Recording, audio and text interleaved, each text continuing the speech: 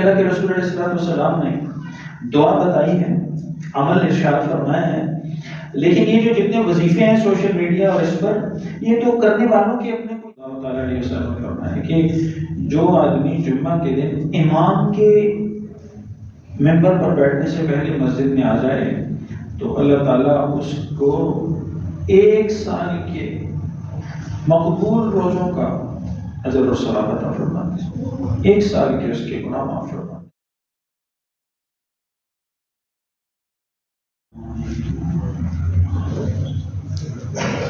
الحمد لله نحمده ونستعينه ونستغفره ونؤمن به ونتوكل عليه ونعوذ بالله من شرور أنفسنا ومن سيئات أعمالنا، من يهده الله فلا مضل له ومن يضلله فلا هادي له، ونشهد أن لا إله إلا الله وحده لا شريك له، ونشهد أن سيدنا ومولانا محمدا عبده ورسوله أرسله بالحق بشيرا ونذيرا وداعيا إلى الله بإذنه وسراجا منيرا. أما بعد فأعوذ بالله من الشيطان الرجيم. بسم الله الرحمن الرحيم. وما أصابكم من مصيبة فبما كسبت أيديكم ويعفو عن كثير وما أنتم بمعجزين في الأرض وما لكم من دون الله من ولي ولا نصير. ومن آياته الجوار في البحر كالأعلام إن يشأ يسكن الريح فيظللن رواكد على ظهره إن في ذلك لآيات لكل صبار شكور. أو يوبقهن بما كسبوا ويعفو عن كثير. آمنت بالله صدق الله العظيم وصدق رسوله النبي الكريم ونحن على ذلك لمن الشاهدين والشاكرين والحمد لله رب العالمين. اللهم صل على سيدنا محمد وعلى آل سيدنا محمد وبارك وسلم. اللهم صل على سيدنا محمد وعلى آل سيدنا محمد وبارك وسلم. اللهم صل على سيدنا محمد وعلى آل سيدنا محمد وبارك وسلم. ارشاد باری تعالی ہے وما اصابکم من مصیبت، اور تم پر جو بھی مصیبتوں میں سے مصیبتیں آتی ہیں فبما کسبت ایدیکم، بس وہ تمہارے ہاتھوں کے کیے ہوئے کاموں سے آتی ہیں.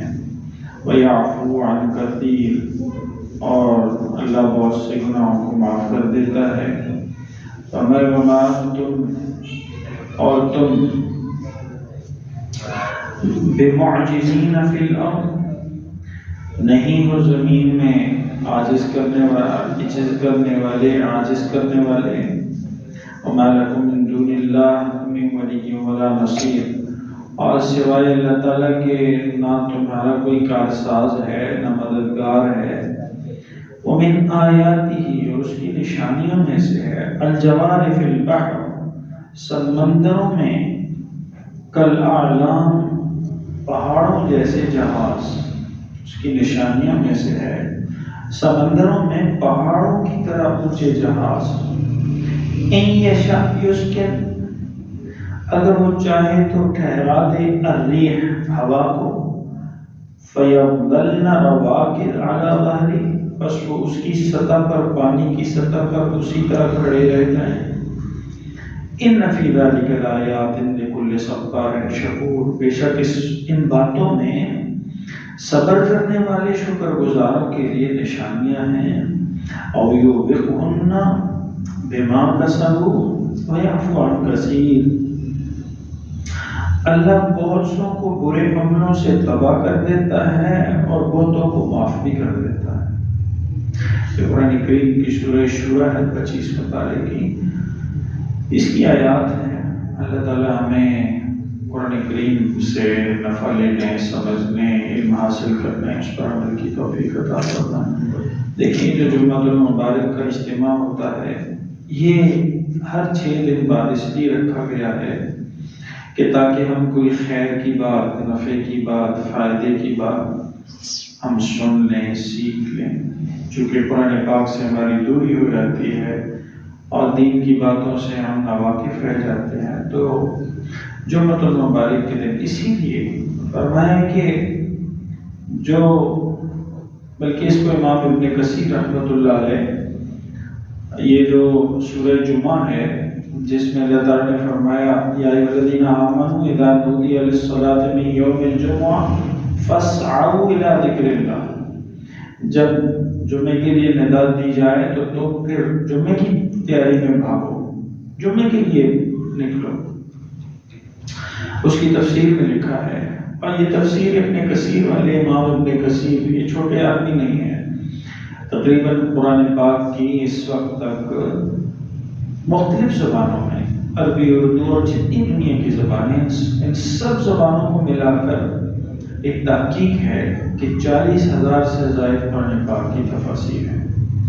تو سب تفسیروں میں جو ٹاپ 5 پہلے 5 نمبروں میں جو تفسیریں ہیں وہ ابن کثیر، ان میں سے ایک ابن کثیر ہے، معمولی تفسیر نہیں ہے۔ جو بڑی تفاسیر ہیں پہلی 5 ان میں ایک ہی ہے، وہ روایت لائے ہیں اسی قرآن پاک کی اس جمعہ والی آیت کے ذیل میں رسول اللہ صلی اللہ علیہ وسلم کی، اور اس کو وہ 4 حدیثوں کی کتابوں سے لائے ہیں۔ فرمایا یہ سنن اربعہ میں ہے۔ سنن اربعہ کس کو کہتے ہیں؟ سنن اربعہ کہتے ہیں حدیث کی جو مشہور کتابیں ہیں ان میں سنن نسائی شریف، سنن ترمذی شریف، سنن ابی داؤد شریف، سنن ابن ابی ماجہ شریف، یہ 4 سنن کی کتابیں، حدیث کی کتابیں ہیں۔ تو فرمایا یہ سنن اربعہ کی صحیح حدیث ہے۔ رسول اللہ صلی اللہ تعالیٰ علیہ وسلم نے فرمایا کہ جو آدمی جمعہ کے دن امام کے ممبر پر بیٹھنے سے پہلے مسجد میں آ جائے تو اللہ تعالیٰ اس کو 1 سال کے مقبول روزوں کا اجر و ثواب عطا فرماتے، 1 سال کے اس کے گناہ معاف فرماتے، اس کی خطاؤں سے درگزر فرماتے۔ لیکن شرط یہ ہے کہ بیٹھنے سے پہلے، اور اس میں آپ دیکھ سکتے ہیں کہ ہماری کتنی کمی ہے، ہمارے نزدیک یہ کوئی چیز نہیں، لیکن جو چیزیں فائدے کی ہیں دنیا میں رسول اللہ نے بتائی ہیں وہ یہی چیزیں ہیں۔ اور امام کے بیٹھنے سے پہلے میں اور آپ چونکہ دین کے معاملات کو اور نظر سے دیکھتے ہیں، اللہ معاف فرمائے ہم سب کو کہ کبھی ہلکی نظر سے بھی دیکھ لیتے ہیں، اللہ اس گناہ کو معاف فرمائے۔ تو امام کے بیٹھنے سے پہلے آپ دیکھیں یہ جو 1 منٹ کا فرق ہے یہ زندگی میں کتنا اس کی اہمیت ہے۔ آپ ڈائیو چلیں تو آپ 1 منٹ لیٹ ہو جائیں اس کے چلنے سے پہلے تو وہ آپ کو راستے میں نہیں بٹھائے گی۔ آپ ٹرین میں 1 منٹ لیٹ ہو جائیں تو وہ آپ کو نہیں اندر داخل ہونے دیں گے۔ اسی طرح آپ جہاز میں 1 منٹ دیر ہو جائے آپ کو جانے میں تو کتنا آپ سنتے ہیں لوگوں کی فلائٹیں چھوٹ جاتی ہیں۔ کراچی اسی سال جانا ہوا تھا میرا جنوری میں، تو منصر کے ہمارے ایک تعلق والے ہیں وہ بھی گئے ہوئے تھے، بخاری شریف تھا، وہاں اس میں شرکت کے لیے دعوت تھی، تو ان کی بھی جہاز کی ٹکٹ تھی، اور وہ یہ سمجھے کہ میری ٹکٹ جو ٹائم انہوں نے سمجھا، تو اگر ان کا ٹائم 5 بجے شام کا ہے تو وہ سمجھے کہ یہ کل صبح 5 بجے کا ہے۔ ایسا ان کو مغالطہ لگ گیا۔ ٹکٹ ان کے پاس ہے اور اس پر لکھے ہوئے ٹائم میں پڑھنے میں یا سمجھنے میں ان سے غلطی ہو گئی، اور ریٹرن ٹکٹ ہے، اسلام آباد سے گئے اور واپس انہوں نے اسلام آباد آنا ہے، اور ہم وہاں ساتھ ہی تھے۔ تو ہمارے جہاز کی ٹائم کی ٹکٹ کا ٹائم اور تھا، ان کا تھوڑا سا اور تھا۔ تو جب ہم یہاں اترے، ان سے پوچھا تو انہوں نے کہا کہ مجھ سے تو غلطی ہو گئی، میں جب جہاز کی ٹکٹ لے کر پہنچا تو انہوں نے بتایا کہ وہ تو جہاز آپ کا چلا گیا ہے، اور بتانے لگے کہ جب میں ٹرین پہنچا تو انہوں نے بتایا کہ ٹرین بھی 1 گھنٹہ پہلے چلی گئی، تو میں بس کے ذریعے آ رہا ہوں۔ 1 منٹ کی تاخیر انسان کو بہت پیچھے کر دیتی۔ تو بات بظاہر چھوٹی ہے کہ جی امام کے بیٹھنے سے پہلے، لیکن یہ بہت بڑی بات ہے، اور مقبول روزوں کا اجر سارا سال روزے کون رکھ سکتا ہے؟ کبھی بیماری، کبھی سفر، کبھی صحت، کبھی 100 معاملات ہیں، موسم کے حالات، اور پھر مقبول روزے۔ کسی کو یہ پتا ہے کہ میں نے آج تک زندگی میں جتنے روزے فرض رکھے ہیں وہ اللہ کے ہاں مقبول ہیں یا نہیں ہیں؟ یہ تو کسی کو نہیں پتا ہوتا۔ ہاں، اس کی ایک علامت ہے کہ اگر پچھلے عمل کی کرنے کے بعد اگلے عمل کی نیکی کی توفیق مل گئی تو معلوم ہوا پچھلا بھی قبول ہوا، یہ ایک علامت ہے، باقی صحیح تو اللہ جانتا ہے۔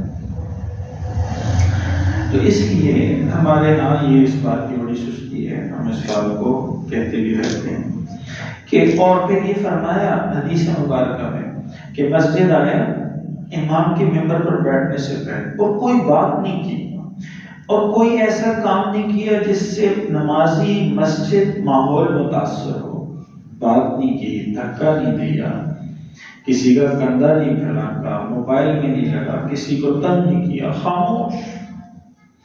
تو اس حدیث کی تشریح میں محدثین نے فرمایا کہ اللہ تعالیٰ اس شخص کو یہ فضیلت عطا فرمائے۔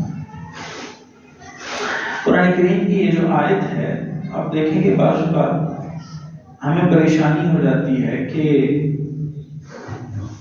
کوئی مصیبت تکلیف ایسی آ جاتی ہے کہ پھر اس سے پریشانی بڑھ جاتی ہے۔ تو اللہ تعالیٰ فرما رہے ہیں کہ کوئی مصیبت اور پریشانی ایسی نہیں ہے کہ جو ہماری طرف سے ایسے ہی آ جاتی ہو، جو بھی آتی ہے وہ تمہیں کے کیے ہوئے عملوں کی وجہ سے آتی ہے۔ اور آپ دیکھتے ہیں کہ زندگی میں ہمارے بنتے بنتے کام بگاڑ دیتے ہیں اللہ تعالیٰ۔ کام بن رہا ہوتا ہے اور بگڑ جاتا ہے، ہاتھ میں سونا ہوتا ہے اس کو اللہ مٹی کر دیتے ہیں، گھر بیٹھے بیٹھے نقصان ہو جاتا ہے، سارا سرمایہ، محنت، سمجھداری لگانے کے باوجود کاروبار اوپر جانے کی بجائے نیچے جا رہا ہوتا ہے، نہیں سمجھ آتی، اور پھر ہم پریشان ہو جاتے ہیں کہ شاید کسی نے کچھ کر دیا ہو، کسی نے کوئی تعویذ کر دیا ہے، بندش ہو گئی ہے، اس طرف رخ چلا جاتا ہے۔ تو قرآن کریم کی یہ آیت بتاتی ہے کہ کسی اور طرف رخ لے کے جانے کی بجائے انسان اپنے آپ کو دیکھے، اپنے عمل کو دیکھے، اپنا محاسبہ کرے۔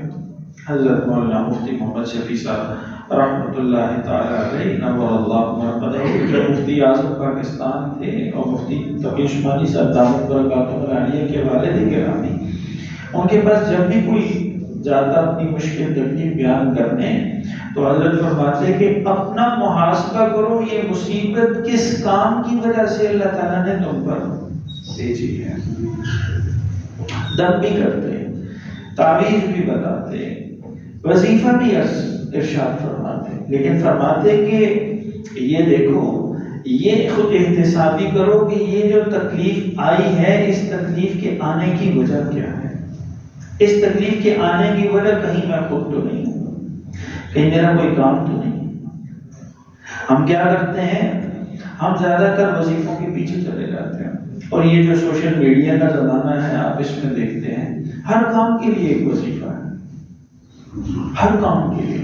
حالانکہ رسول اللہ صلی اللہ علیہ وسلم نے اتنے وظیفے ارشاد نہیں فرمائے، کوئی تھوڑی سی باتیں ارشاد فرمائی ہیں مختصر سی، اور یہ کتنے عجیب و غریب وظیفے ہیں کہ یہ ہو ممبر پر میں کہہ نہیں سکتا کہ کیسے کیسے وظیفے لوگ بتا رہے ہیں۔ وہ اخلاق اور کردار سے گری ہوئی بعض ایسی باتیں ہیں جو ہم زبان پہ نہیں لا سکتے، لوگ اس طرح کے کام بھی کر رہے ہوتے ہیں وظیفے کے نام پر۔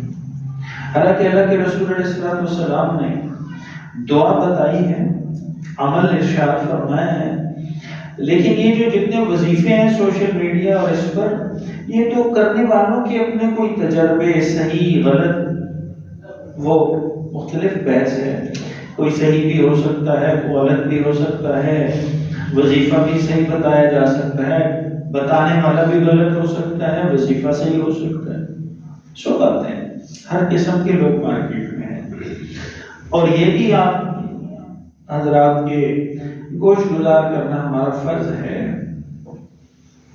کہ یہ جتنے عامل حضرات ہیں، عامل حضرات، روحانی عامل حضرات، ہمارے مشائخ فرماتے ہیں کہ ان میں اکثریت غلط ہے۔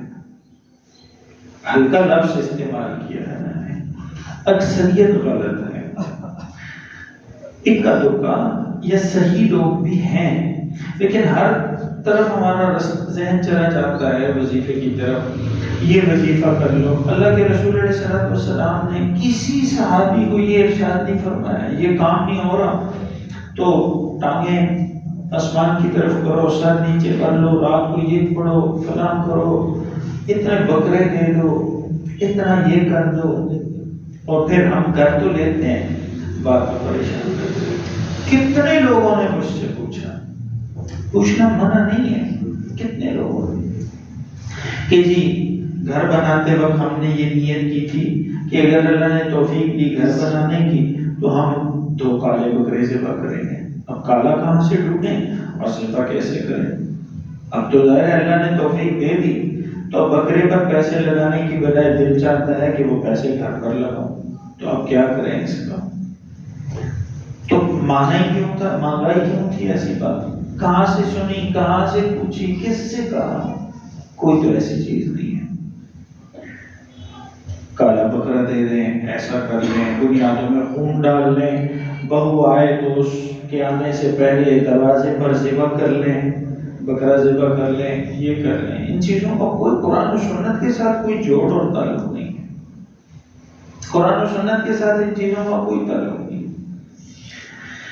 لوگوں کی بتائے ہوئی باتیں ہو سکتی ہیں لیکن اللہ اور اس کے رسول نے یہ نہیں بتایا، اور ایک ہے میرا بتایا ہوا وظیفہ، اور ایک ہے رسول اللہ صلی اللہ تعالی علیہ وسلم کی بتائی ہوئی وہ دعا جو اللہ نے جبرائیل امین کے ذریعے حضور کے دل پر وحی کی، حضور کی سچی پاک زبان سے وہ نکالی گئی، اور پھر آسمانوں کے دروازوں سے اس کی قبولیت کے راستے طے ہوئے، اور آسمانوں کے دروازے اور فرشتے اس دعا سے واقف ہیں، قبولیت کے رستوں سے واقف ہیں۔ وہ دعا پڑھیں گے تو اس میں برکت ہوگی، اس میں نور ہوگا، اس میں خیر ہوگی، اس میں رحمت ہوگی، اس میں قبولیت ہوگی۔ یہ وہ دعا ہے جو قبولیت کے راستے پہلے طے کر چکی ہے۔ یہ ایسے ہی ہے جیسے کسی کے پاس آپ چلے جائیں اپنا کام لے کر، اور وہ کہے کہ یہ درخواست جن الفاظ میں تمہیں بولوں ان الفاظ میں لکھ کر میرے سامنے رکھو، میں اس پر سائن کر دوں، تو بھلا اس درخواست کے قبول ہونے میں یا اس درخواست کے منظور ہونے میں کوئی شک ہو سکتا ہے؟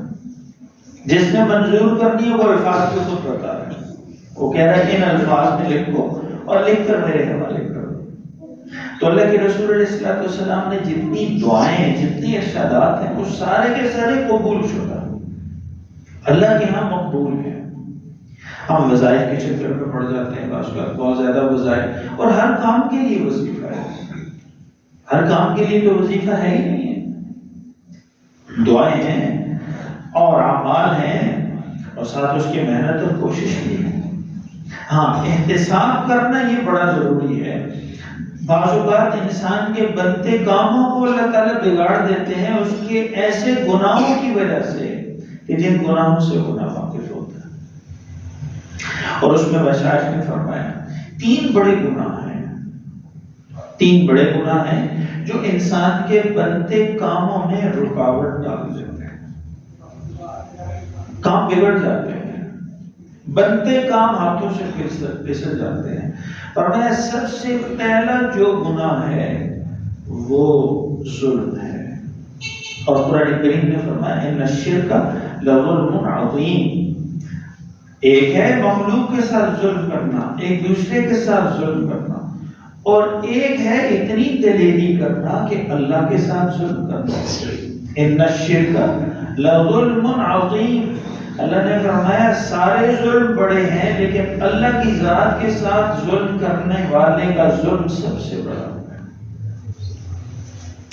اس کو اور کوئی نہیں ملا، اس کو اپنا مالک اور پروردگار ملا ہے ظلم کرنے کے لیے، اور کسی کا حق نہیں چھین رہا لیکن اللہ کا حق پورا نہیں کر رہا۔ اللہ چاہتا ہے کہ یہ اکیلے صرف میری عبادت کرے اور یہ ساتھ اوروں کو بھی شریک کر رہا ہے، کسی دربار پہ چوکھٹ پہ سجدہ کر رہا ہے حاجت روا سمجھ کر، مشکل کشا سمجھ کر، کسی صاحب قبر کو سجدہ صرف اللہ کو روادار ہے، کسی اور کو روادار ہے نہیں۔ اور ہم جو بیت اللہ کی طرف سجدہ کرتے ہیں رخ کر کے، مشائخ نے فرمایا یہ اللہ کی اس تجلی کو سجدہ ہے، بیت اللہ کے پتھروں اور عمارت کو سجدہ نہیں ہے۔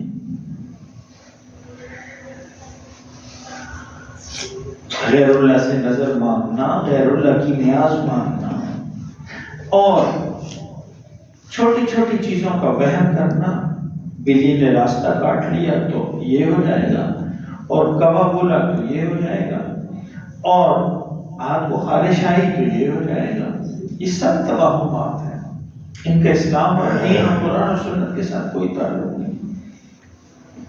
اللہ کو انسان مانے توحید کے زمرے میں تو اللہ کو اس کی پوری طاقت اور صفات اور خود کے ساتھ مانے۔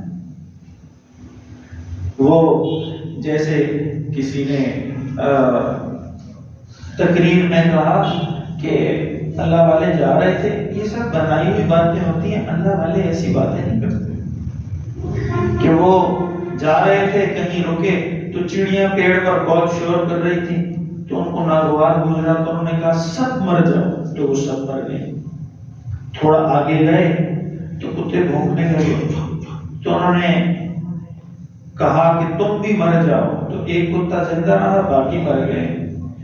تو وہ تقریر والے صاحب کہہ رہے ہیں، تو صاحب لوگوں نے پوچھا کہ وہ چڑیاں تو ساری مر گئی آپ کے کہنے پر اور کتے بھی سارے مر گئے، ایک کتا رہ گیا ہے، یہ مرا کیوں نہیں؟ تو کہا یہ اس لیے نہیں مرا کہ یہ اس کا کوئی سائیں ہے، اس کا کوئی پیر ہے، یہ اس لیے نہیں مرا۔ اور آگے لوگ اچھل رہے ہیں، سبحان اللہ، یہ کہاں ہے؟ یہ قرآن و سنت کی بات ہے۔ اللہ سائیں جس کا ہو تو اس کو کسی اور سائیں کی کیا ضرورت ہے؟ ہاں اللہ والوں کا ادب، اللہ والوں کا احترام، اللہ والوں کی قدر، ان کے قدموں میں بیٹھنا، ان کی جوتی سیدھی کرنا، صرف اس نیت سے کہ اللہ کے مقبول اور نیک بندے ہیں، اللہ ہمیں بھی ان جیسا نیک بننے کی توفیق عطا فرمائے۔ جیسے یہ اللہ کو پہنچے ہیں، اللہ کے راستے کو پہنچے ہیں، رسول اللہ کی صورت میں ڈھل گئے ہیں، حضور کی سنتوں کو اپنا لیا ہے، حضور کی سنتوں کو صورت بنا لیا، جیسے حضور کی سیرت اور صورت تھی، انہوں نے ان اعمال اور افعال کو اختیار کیا تو یہ سنتوں کے سانچے میں، نبوی سانچے میں ڈھل گئے، تو یا اللہ ان کے قدموں کے پیچھے بھی چلنے کی توفیق تھا۔ تو جب اللہ سائیں ہو کسی کا تو اس کو کسی اور سائیں کی ضرورت نہیں ہے، اللہ کا ساز ہو تو کسی اور کا ساز کی ضرورت نہیں ہے، اللہ مددگار ہو تو کسی اور مددگار کی ضرورت نہیں ہے۔ اللہ نے اپنی مخلوق میں بشمول انبیاء کے کسی کو بھی کوٹا نہیں دیا کہ کسی کو بچوں کا کوٹا دیا، کسی کو بارش کا کوٹا دیا، کسی کو رزق کا کوٹا دیا۔ اور یخرج الحی من المیت ومخرج المیت من الحی، زندہ بھی وہی کرتا ہے، مارتا بھی وہی ہے۔ مرغی سے انڈا پیدا کرتا ہے، انڈے سے مرغی کو نکالتا ہے، جاہل باپ کی اولاد میں عالم فاضل پیدا کرتا ہے، علماء فضلاء کی اولاد میں جاہلین پیدا کر دیتا ہے، نیکوں کی اولاد کو برا کر دیتا ہے، بروں کی اولاد کو نیک کر دیتا ہے، بدکاروں، زناکاروں، شرابیوں، سودخوروں کی اولادوں میں اللہ کے ولی پیدا کر دیتا ہے، اور اللہ کے ولیوں کی اولاد میں ایسے پیدا کر دیتا ہے کہ لوگ عبرت کرتے ہیں، کہتے ہیں اللہ اس جیسا کسی کو نہ کرے۔ یہ تو اس کا نظام ہے، یخرج الحی من المیت ومخرج المیت من الحی۔ جس کو چاہے زندگی دے، جس کو چاہے عزت دے، جس کو چاہے موت دے، جس کو چاہے اختیار دے، جس کو چاہے اختیار اس سے لے لے۔ تو مشائخ نے لکھا کہ زندگی میں انسان کے بنتے کام بگڑ جاتے ہیں، بعض اوقات ایسے گناہوں میں مبتلا ہوتا ہے، ان گناہوں میں سب سے پہلا گناہ ظلم ہے کہ اس کے کام نہیں بنتے، اس کی نیا پار نہیں لگتی، اس کے کام انجام کو نہیں پہنچتے، اس کے ارادے پائے تکمیل کی صورت اختیار نہیں کرتے، فرمایا ظلم کی وجہ سے۔ اور ظلم کی پہلی صورت میں نے عرض کی کہ اللہ کے ساتھ ظلم، شرک کی صورت میں اللہ میری اور آپ کی چھوٹے شرک سے، بڑے شرک سے، خفی سے، جلی سے، ہر طرح اللہ پاک حفاظت کرے۔ ہاں ہمارے مشائخ فرماتے ہیں کہ توحید کی آڑ میں ہم نے بزرگوں کی گستاخی نہیں کرتے، اللہ والوں کی گستاخی نہیں کرتے، نیک لوگوں کو برا بھلا نہیں کہنا، جو چلے گئے اللہ کے پاس پہنچ گئے، اللہ کو راضی کر کے ان کو برا بھلا گالیاں نہیں دیں گے، بزرگوں کو ماننا ہے، اللہ والوں کو ماننا ہے۔ اور رسول اللہ صلی اللہ تعالی علیہ وسلم کی رسالت میں اتنا آگے نہیں جانا کہ حضور کو اللہ سے اوپر رتبہ دے دیں، حضور کا رتبہ اللہ کے بعد ہے۔ اور اسی طرح فرمایا ظلم کی دوسری صورت یہ ہے کہ انسانوں کے ساتھ ظلم کرنا، اللہ تعالیٰ اس سے بھی میری اور آپ کی حفاظت فرمائے۔ زندگی میں کبھی ظلم کی ایسی صورت ہوتی ہے کہ جس سے اللہ تعالیٰ بنتے کاموں کو بگاڑ دیتے ہیں، دعاؤں کی قبولیت کو روک دیتے ہیں، زندگی کی ترقی رک جاتی ہے، وہ ایک دوسرے کے ساتھ ظلم۔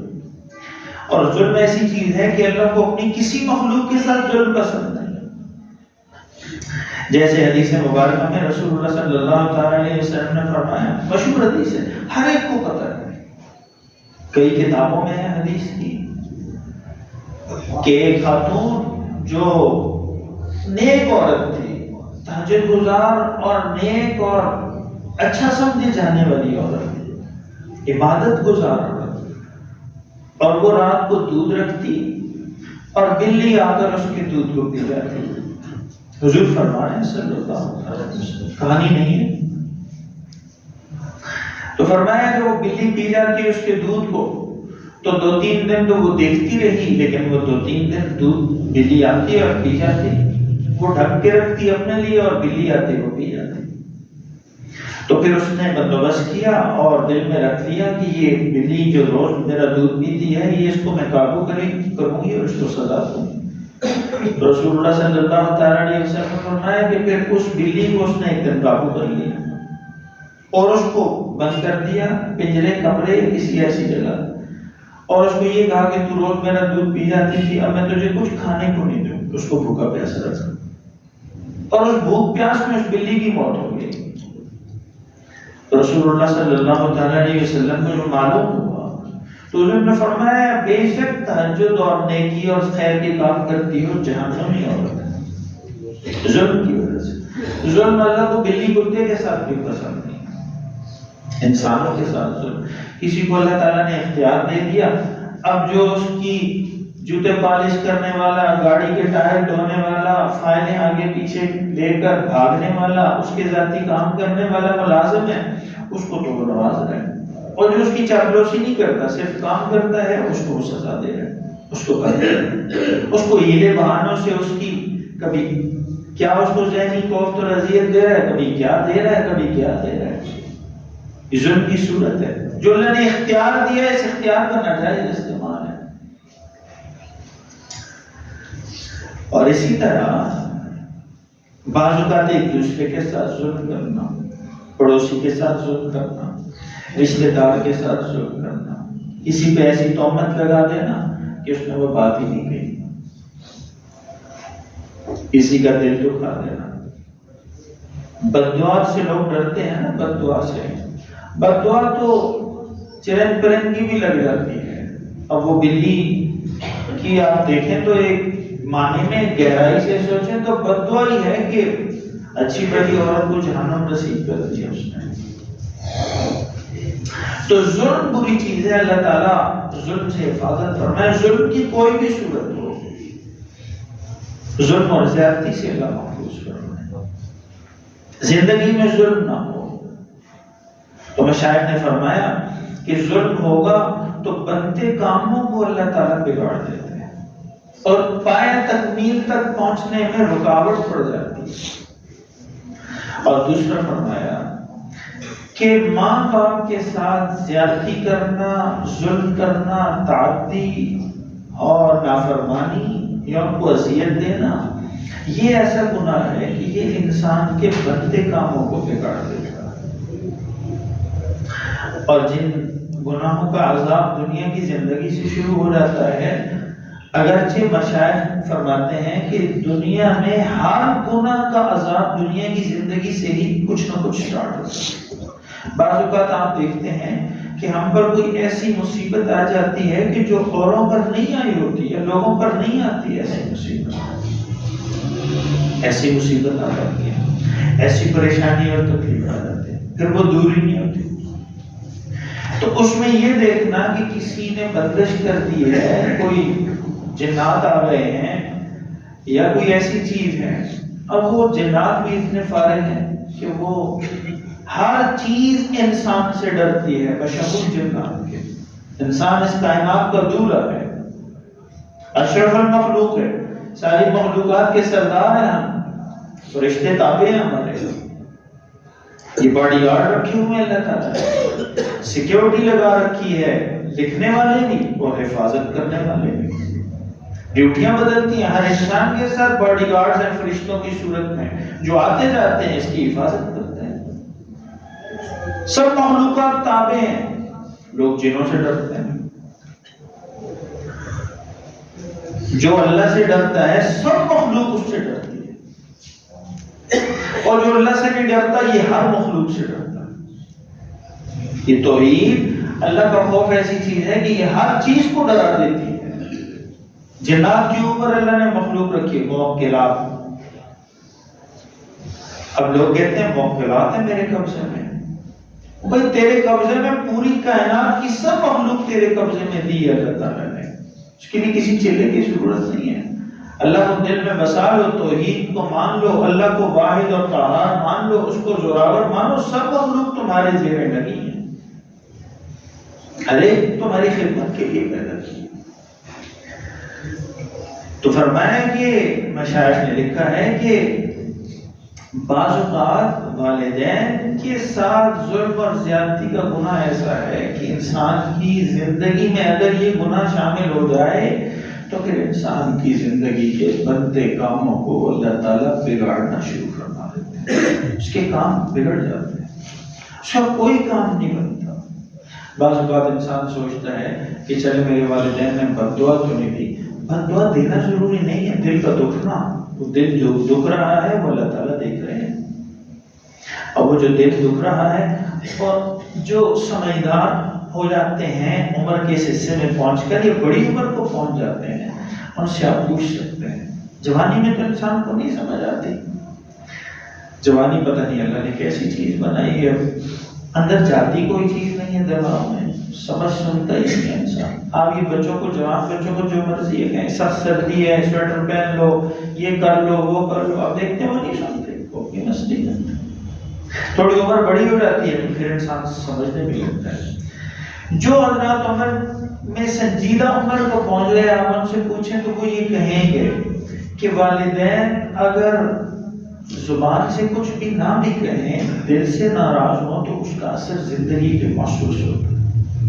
زندگی جکڑی جاتی ہے، تنگ ہو جاتی ہے، ہاتھ تنگ ہو جاتا ہے، زندگی تنگ کر دیتے ہیں اللہ تعالیٰ، سانسیں گھوٹ دیتے ہیں، مشکلیں آ جاتی ہیں، بنتے کام بگڑ جاتے ہیں. کہتے ہیں جی جہاں سی وی دیتا ہوں وہاں سے جواب ہی نہیں آتا، جہاں اپلائی کرتا ہوں پوچھتے ہی نہیں، جو کام کرتا ہوں نقصان ہو جاتا ہے. اس لیے کہ ہم میں سے اکثریت، مجھ سمیت سب، اپنے ماں باپ کو ہم کچھ سمجھتے ہی نہیں ہیں. ہم سمجھتے ہیں کہ ہم نئی نسل ہیں، ترقی یافتہ ہیں، ان کے بعد پیدا ہوئے ہیں تو جو ہمیں پتہ ہے وہ ان کو نہیں پتہ. حالانکہ صحیح بات ہے کہ بعض چیزیں ایسی ہیں جو ہمیں پتہ ہوتی ہیں، ہمارے والدین کو پتہ نہیں ہوتی، لیکن وہ کوئی خاص چیزیں نہیں ہوتی.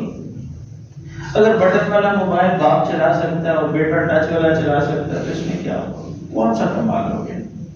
لیکن جو باتیں باپ کو پتہ ہیں وہ بیٹے کو پتہ نہیں ہو سکتی، کیونکہ اس نے وقت گزارا ہے، بال سفید کیا. قرآن کریم نے جب ماں باپ سے پیدائش کی بات کی ہے تو آپ دیکھیں کہ قرآن کریم نے 2 لفظ لائے ہیں. جہاں پیدائش کی بات کی وہاں کہا کہ یہ چھاتی اور کمر کے ملاپ کے پانی سے اللہ تعالیٰ پیدا فرماتے ہیں انسان کو. اور مفسرین نے لکھا کہ ماں ساری زندگی اولاد کو چھاتی سے لگا کے رکھتی ہے اور باپ ساری زندگی اولاد کے بوجھ کو اپنی کمر پر اٹھا کر چلتا ہے. کیسی گہری بات ہے اللہ تعالیٰ نے. آپ دیکھیں باپ کی کمر دوری ہو جاتی ہے، کما کما کے بال سفید ہو جاتے ہیں. یہی باپ ہے، باس کی جھڑکیاں کھاتا ہے، مالک کی گالیاں سنتا ہے، سختی تکلیف برداشت کرتا ہے، لوگوں کے تانے سنتا ہے، لیکن اپنی اولاد کے لیے پھر بھی کہیں نہ کہیں سے روٹی روزی کما کے لاتا. تو اولاد کو یہ چیز کا احساس ہی نہیں ہوتا. احساس اس وقت آتا ہے جب اپنے بال سفید ہو جاتے ہیں یا اپنی اولادیں ہو جاتی ہیں، لیکن تب تک ماں باپ قبر میں چلے جاتے ہیں، ماں باپ ہوتے ہی نہیں ہیں. خوش قسمت ہوتے ہیں جن کے ماں باپ ہوتے ہیں. اللہ تعالیٰ ماں والدین کی قدر کی توفیق عطا کرے. یہ انسان زندگی میں تہیہ کر لے کہ میں نے اپنے ماں باپ کو زندگی میں اگر سکھ نہیں دے سکتا تو دکھ نہیں دے سکتا، ان کو تنگ نہیں کرنا. تو اس کا فائدہ کیا ہوگا؟ اللہ تعالیٰ اس کے بگڑتے کاموں کو بنانا شروع فرما دیں گے. یہ سی وی نہیں بھی ڈالے گا تو اس کو خود بلانے والے آ جائیں گے، آ جاؤ اتنے پیسوں پر کام کرو. یہ مٹی کو ہاتھ ڈالے گا تو یہ چمکتا سونا بنا دیں گے اللہ تعالیٰ.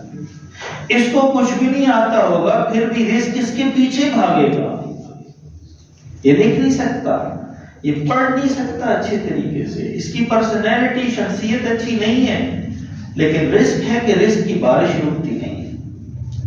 رزق چاروں طرف سے آ رہا ہے. پاؤں رکھتا ہے تو زمین رزق دیتی ہے، باہر نکلتا ہے تو آسمان سے آتا ہے، چلتا ہے تو دائیں طرف سے بھی رزق پکڑتا ہے، بائیں طرف سے بھی رزق آتا ہے. لوگ کہتے ہیں کمال ہے، سیلف میڈ ہے، بہت زیادہ سمجھدار ہے. اگر وہ خود سوچے تو وہ سمجھتا ہے کہ میں زیرو ہوں، صفر ہوں، صرف بوڑھے ان پڑھ ماں باپ کی دعا کی برکت سے. تو مشائخ نے فرمایا کہ جن کاموں کی وجہ سے اللہ تعالیٰ زندگی میں، جن گناہوں کی وجہ سے بنتے کاموں کو بگاڑ دیتے ہیں، ان میں ایک گناہ والدین کی نافرمانی کی ہے.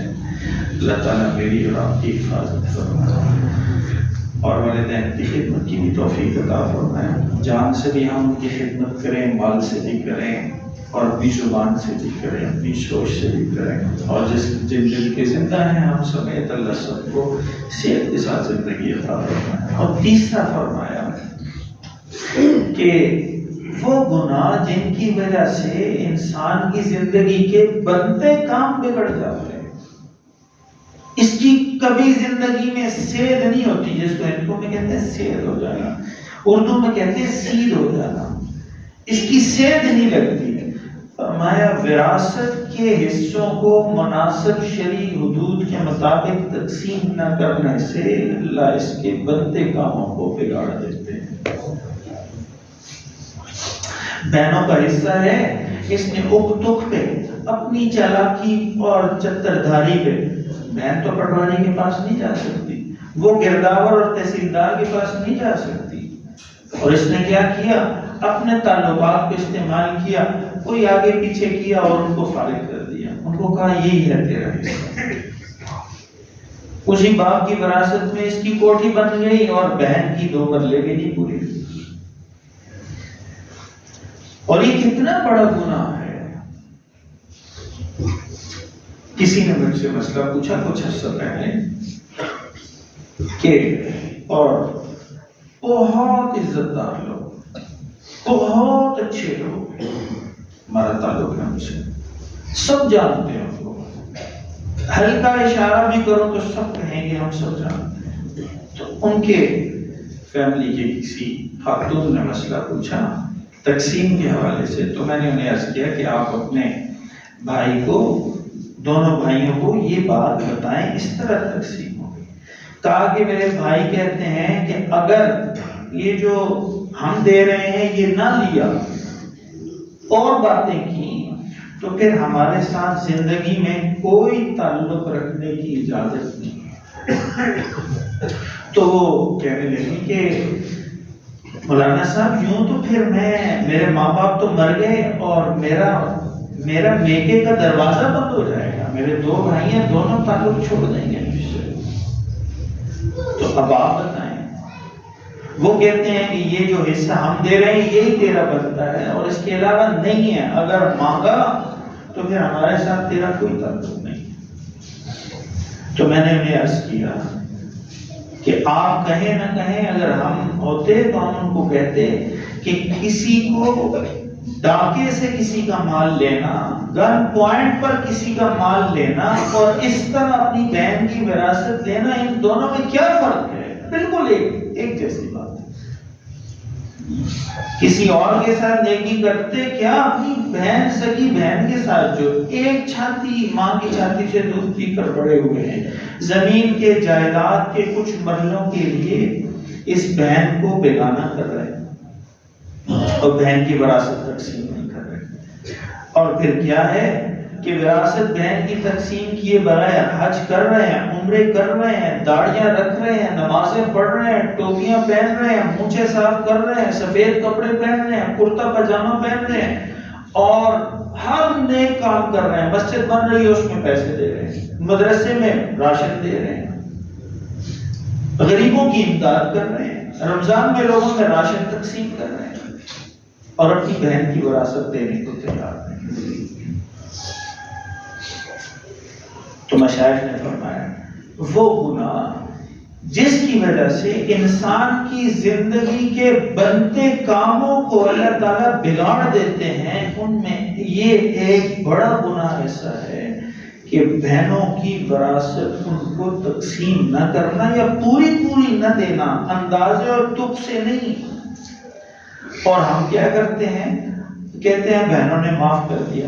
آپ کوئی ایسا بھائی بھی بتا سکتے ہیں برے صغیر میں کہ جو یہ کہے کہ بھائی نے بہنوں کو معاف کر دیا؟ کوئی ایک بھائی،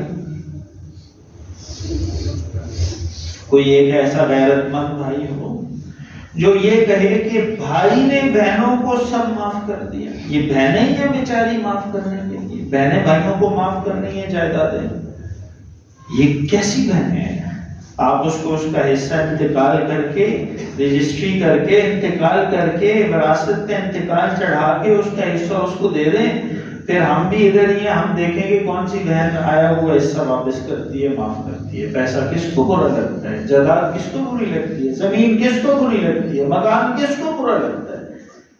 یہ سب چیزیں اللہ تعالیٰ نے دنیا میں ہمارے رہنے کے لیے ان کی محبتیں ڈال رکھی ہیں ہمارے اندر، جیسے مجھے اچھی لگتی ہے زمین جائیداد، ایسے میرے ساتھ پیدا ہوئی میری بہن کو بھی اچھی لگتی ہے۔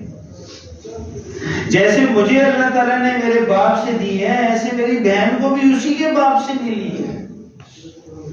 اور کتنے ظلم کی بات ہے کہ میں تو بھائی ہوں، مجھے اللہ تعالیٰ نے بھائی ہونے، باوقار ہونے، مرد ہونے اور مالی معاشی ذمہ داریوں کی وجہ سے دوہرا حصہ دیا ہے۔ بہن کو کمزور ہونے کے باوجود اکیلا حصہ دیا ہے کہ بھائی اس کا خیال کرے گا، لیکن بھائی کہتا ہے یہ دو حصے میرے، جو تیسرا اللہ نے تجھے دیا ہے یہ بھی میں تجھے دینے کو تیار نہیں ہوں، یہ بھی مجھے دے دے۔ اللہ تعالیٰ مجھے اور آپ کو عمل کی توفیق عطا فرمائے۔ دنیا کا کوئی قانون، کوئی طاقت انسان کو گناہ چھڑوا کے نیکی پہ نہیں لا سکتی جب تک انسان اپنے اندر سے تیار نہ ہو اور اللہ کی مدد نہ ہو۔ فرمایا وَمَا أَصَابَكُم مِّن مُّصِیبَةٍ فَبِمَا كَسَبَتْ أَیْدِیکُم وَیَعْفُو عَن کَثِیر۔ اکثر یہ ہوتا ہے، آپ زندگی میں دیکھتے ہیں مصیبت کا پہاڑ آ جاتا ہے، بنتے کام بگڑ جاتے ہیں اور کام بنتے ہی نہیں ہیں، بیماری لگ جائے چھوڑتی نہیں ہے، مصیبت گھر کا دروازہ دیکھ لے جاتی نہیں ہے، اور ہم ڈھونڈتے ہیں سوشل میڈیا پر وظیفے، کوئی وظیفہ ملے، یہ والا وظیفہ، یہ والا وظیفہ، اس پیر صاحب کا وظیفہ، اس عبقری والے بزرگ صاحب کا وظیفہ، اس فلاں والے بزرگ کا وظیفہ، بہت ہے سب کے ہمیں نام آتے ہیں۔ ہمارا کام ہی یہی ہے، تو نام لینے کی بھی ضرورت نہیں ہے۔ تو ہم کہتے ہیں اس وظیفے سے، اس وظیفے سے، کسی وظیفے سے کام نہیں بنے گا جب تک کہ ساتھ گناہ لگا ہے، اللہ کی رحمت دور ہی رہے گی۔ ظلم کا گناہ، والدین کی نافرمانی کا گناہ اور بہنوں کی وراثت کے ظلمن کھانے کا گناہ۔ پھوپھی کی وراثت ہے وہ دبا لی، باپ نے رکھی رہی، بیٹے نے بھی سنت پر باپ کی عمل کیا، پھوپھی کو نہیں دی، پھوپھی کی بیٹوں کو نہیں دی، پھوپھی کی بیٹی کو نہیں دی۔ اور اپنی بہن کی وراثت ہے تو حج کر رہے ہیں، عمرے کر رہے ہیں لگاتار، مسجد میں نمازیں بھی پڑھ رہے ہیں، محراب بھی آ گئی ہے ماتھے پر، اور نیکی کے کام میں بھی ہیں اور لوگوں میں بھی معزز ہیں، لیکن اپنی بہن کا حق دینے کو تیار نہیں۔ اتنا بڑا گناہ ہر وقت ساتھ لے کر چل رہے ہیں۔ اللہ تعالیٰ مجھے اور آپ کو عمل کی توفیق عطا فرمائے، اپنی خود احتسابی کی توفیق عطا فرمائے۔ اپنا احتساب کرنا بڑا ضروری ہے۔ جب بھی کوئی مصیبت آئے، جب تکلیف آئے، جب پریشانی آئے تو وظیفوں کی طرف بھاگنا یہ صحیح رویہ نہیں ہے۔ صحیح رویہ کیا ہے؟ انسان کچھ دیر کے لیے سوچے میں نے اللہ کے ساتھ کہاں پنگا لے لیا ہے، کہاں میں نے اللہ کے ساتھ لڑائی مول لی ہے، اور کہاں میں نے اللہ کو ناراض کیا ہے، کون سا ایسا گناہ ساتھ چپکا لیا ہے جس کی وجہ سے یہ مصیبت ہٹنے کا نام نہیں لیتی۔ توبہ بھی کرے، اس سمیت ہم سب توبہ بھی کریں، زندگی میں ہر گناہ سے توبہ کریں۔ جن کا بعض گناہ ایسے ہوتے ہیں جن کا پتہ نہیں ہوتا، ماضی میں زندگی میں غلطیاں ہوئی ہوتی ہیں، وہ ساتھ چپکی رہتی ہیں، پوری ہم توبہ نہیں کرتے، کبھی خود احتسابی نہیں کرتے۔ خود احتسابی بھی ضروری ہے، توبہ بھی ضروری ہے، گناہ چھوڑنا بھی ضروری ہے، جو غلطی ہو گئی اس کا مداوع، اس کی تلافی بھی ضروری ہے۔ اور پھر آپ کچھ بھی نہیں پڑھیں گے نا، کوئی وظیفہ نہیں کریں گے، ہاتھ بھی نہیں اٹھائیں گے، اب دل میں اللہ سے دعا مانگیں گے، یا اللہ یہاں میرا کام ہے، مشکل آ رہی ہے، مصیبت تکلیف آ رہی ہے، اللہ میرا ساتھ دے، میرا کام بنا دے، میری مشکل ٹال دے۔ آپ دیکھیں گے کہ آپ کی مشکل کو اللہ تعالیٰ ٹال دیں گے، آپ کی مصیبت دور فرما دیں گے۔ لیکن یہ تب ہوگا جب دل گناہوں کی گندگی اور غلاظت سے دور ہوگا، جب اللہ کی رحمت کو وصول کرنے کے سگنل لینے کے لیے دل کے اندر طاقت ہوگی۔ موبائل پر کال تک بجتی ہے جب موبائل میں سگنل وصول کرنے والا اینٹینا اندر چھپا ہوا لگا ہوتا ہے، جب وہ خراب ہو جائے پھر کال صدر مملکت کی بھی آئے تو موبائل کال وصول نہیں کرتا۔ ایسے ہی جب دل میں گناہوں کے مردار پڑے ہوں اور ناجائز اور حرام خواہشوں سے دل پھٹے ہوں اور ظلم اور زیادتی دائیں بائیں زندگی میں، ایسی زندگی ہم نے جیسی ہم گزارتے ہیں ایسی ہو، اور پھر ہم سمجھتے ہیں کہ وظیفوں سے بات بن جائے گی، وظیفوں سے کام بن جائے گا تو وظیفوں سے کام نہیں بنے گا۔ اللہ تعالیٰ مجھے اور آپ کو عمل کی توفیق عطا فرمائے، سمجھ کی توفیق عطا فرمائے، خود احتسابی کی توفیق عطا فرمائے۔ ہم سب مجھ سمیت اپنے اپنے گریبان میں جھانکیں، زندگی میں کہاں خطا ہوئی، کہاں غلطی ہوئی، کس سے زیادتی ہوئی، کس سے ظلم ہوا، کس کا حق پاس رکھ لیا، کہاں جھوٹ سے کام چلایا، کہاں بددیانتی سے کام چلایا، کہاں 2 نمبر مال اور سودا بیچا، کس کس کا دل دکھایا، کس پر الزام لگایا، کس کی دل کی آہیں اور بد دعائیں دیں۔ اللہ میری وہ ساری معاف کر، ساری زندگی کو صاف کر، میری جتنا کاغذ ہے اس کو تو صاف ستھرا کر دے، اور میں ارادہ کرتا ہوں کہ میں بالکل تیرے ساتھ پنگا لے کر زندگی نہیں گزاروں گا، میں تیرا بندہ بن کر گزاروں۔ پھر دیکھیں زندگی کا مزہ کتنا اللہ تعالیٰ عطا فرماتے ہیں۔ اللہ تعالیٰ مجھے اور آپ کو عمل کی توفیق عطا فرمائے، خود احتسابی کی توفیق عطا فرمائے، اور اپنی رضا حاصل کرنے کی توفیق عطا فرمائے۔ چندہ ہو رہا ہے، ضرور اپنا حصہ ڈالا کریں، اس میں آپ کی دنیا اور آخرت کی برکتوں کا یہ ایک بہانہ ہے، ذریعہ ہے۔ اس سے مسجدیں نہیں چلتی، مسجدیں اللہ کے فضل سے چلتی ہیں۔ یہ میرا آپ کا حصہ لینے کا، ہماری خوش بختی کا ایک اللہ تعالیٰ نے ذریعہ رکھا ہے۔